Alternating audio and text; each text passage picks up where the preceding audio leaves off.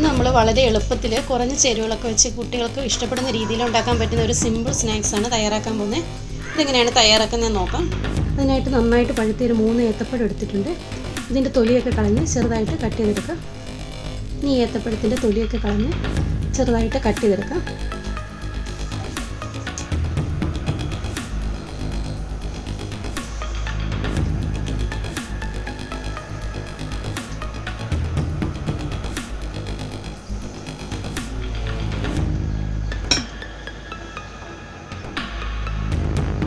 ഇപ്പോൾ ഇത് തൊലിയൊക്കെ കളഞ്ഞെടുത്തിട്ടുണ്ട്.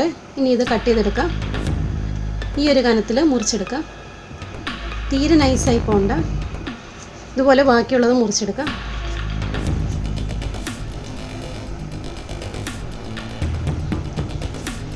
ഇപ്പോൾ ഏത്തപ്പഴം എല്ലാം കട്ട് ചെയ്തെടുത്ത് വെച്ചിട്ടുണ്ട്. ഇനി ഏത്തപ്പഴത്തിനുള്ള കോട്ടിങ് തയ്യാറാക്കാം. അതിനായിട്ട് ഒരു ബൗളിലേക്ക് വറുത്ത് പൊടിച്ച് വെച്ചിരിക്കുന്ന അരിപ്പൊടി ഒരു 5 ടേബിൾ സ്പൂൺ ഇട്ട് കൊടുക്കാം. ഇതിലേക്ക് ഒരു 2 ടേബിൾ സ്പൂൺ പഞ്ചസാര പൊടിച്ചത് ഇട്ട് കൊടുക്കാം. ഇനി ഇതിലേക്ക് ഒരു 1/4 ടീസ്പൂൺ മഞ്ഞൾപ്പൊടി ഇട്ട് കൊടുക്കാം. മഞ്ഞൾപ്പൊടി ഇതുപോലെ ഇട്ട് കൊടുക്കുന്നത് പലഹാരത്തിനൊരു നല്ല കളർ കിട്ടാൻ വേണ്ടിയിട്ടാണ്. ഇനി ഇതിലേക്ക് ഒരു നുള്ള ഉപ്പ് ചേർത്ത് കൊടുക്കാം. ഇനി ഇതിലേക്ക് ചേർക്കാനുള്ളത് ഏലക്ക പൊടിച്ചതാണ്. അതിനായിട്ട് ഞാൻ 2 ഏലക്ക എടുത്തിട്ടുണ്ട്. ഇനി കല്ലിലൊന്ന് ഇട്ട് പൊടിച്ചെടുക്കാം.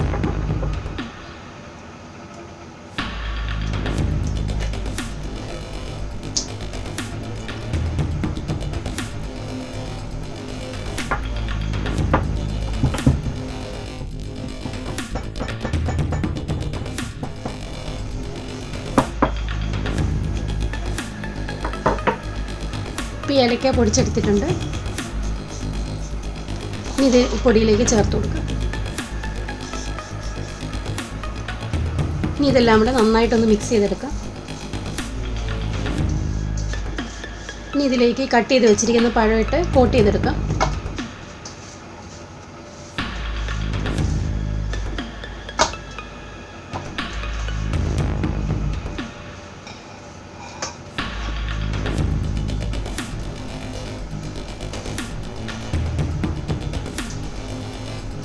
ഇതെല്ലാം നന്നായിട്ട് കോട്ട് ചെയ്തെടുത്തിട്ടുണ്ട്.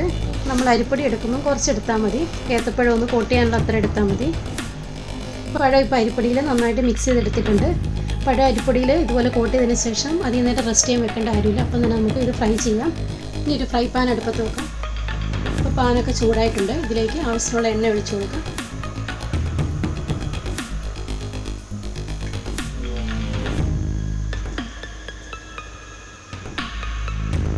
എണ്ണയൊക്കെ നന്നായിട്ട് ചൂടായി വന്നിട്ടുണ്ട്. ഇനി ഇതിലേക്ക് പഴം ഇട്ട് കൊടുക്കാം. പഴം ഇട്ട് കൊടുക്കുമ്പോൾ തീ നന്നായിട്ട് കൂട്ടി വെക്കാം. അതിന് ശേഷം മീഡിയം ഫ്ലെയിമിലേക്ക് മാറ്റാം.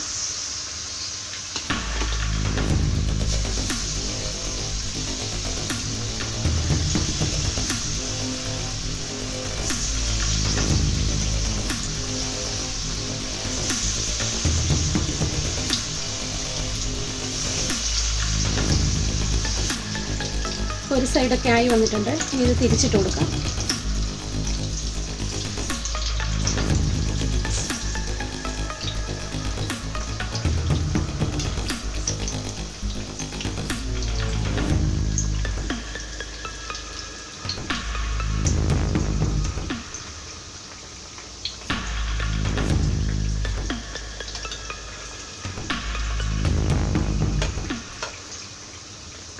ഇതിൻ്റെ കളറൊക്കെ മാറി ഒരു ബ്രൗൺ കളറാവുന്ന വരെ ഇത് വേവിച്ചെടുക്കാം.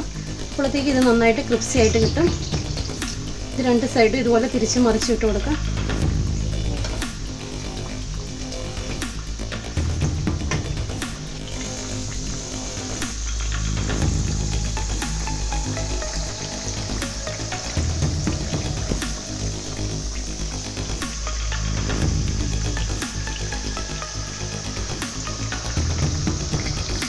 ഇതായി വന്നിട്ടുണ്ട്.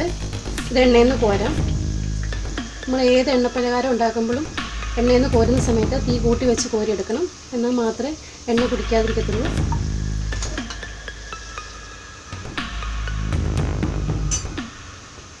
ബാക്കിയുള്ളത് ഇതുപോലെ തന്നെ ഫ്രൈ ചെയ്തെടുക്കാം.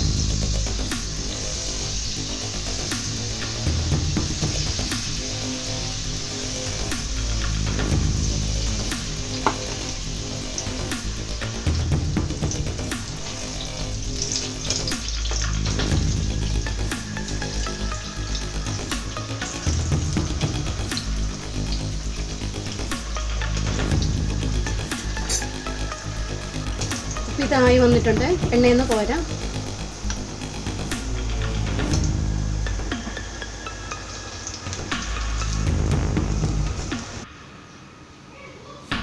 ഏത്തപ്പഴം വെച്ചുള്ള പലഹാരമൊക്കെ റെഡി ആയിട്ടുണ്ട്. എല്ലാവരും ട്രൈ ചെയ്ത് നോക്കണം. നല്ല ടേസ്റ്റുള്ള ഒരു പലഹാരമാണ്. നമ്മളിതുണ്ടാക്കി അപ്പം തന്നെ കഴിക്കുന്നതിനേക്കാളും കൂടുതൽ ടേസ്റ്റ് മോർണിംഗ് ഉണ്ടാക്കിയിട്ട് ഈവനിങ് സ്നാക്സ് ആയിട്ടോ അല്ലെങ്കിൽ ഈവനിങ് ഉണ്ടായിട്ട് മോർണിംഗിന് കഴിക്കുവാണെങ്കിൽ അതിൻ്റെ കറക്റ്റായിട്ടുള്ള ടേസ്റ്റ് കിട്ടും. എല്ലാവരും ട്രൈ ചെയ്ത് നോക്കണം. ഇനി പുതിയൊരു റെസിപ്പി ആയിട്ട് കാണാം. Thank you.